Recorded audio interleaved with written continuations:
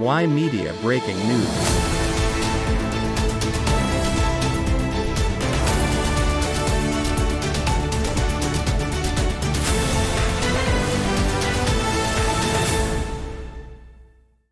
Toronto Mayor John Tory calls the ad hoc fund provisions from the provincial and federal governments to municipalities like Toronto is a broken system. It needs to be overhauled in order for the city to actually find a long-term solution to its fiscal challenges. Toronto's budget for 2023 includes a nearly $1 billion shortfall as a result of financial impacts from COVID-19 pandemic that Tory has argued should be borne by higher levels of government. In 2022, the provincial government did agree to fund one-third of Toronto's approximately $700 million shortfall from COVID-19, but the federal government never came to the table as it did in previous years. City staff have said that they anticipate the financial impacts from COVID-19 will continue in 2024.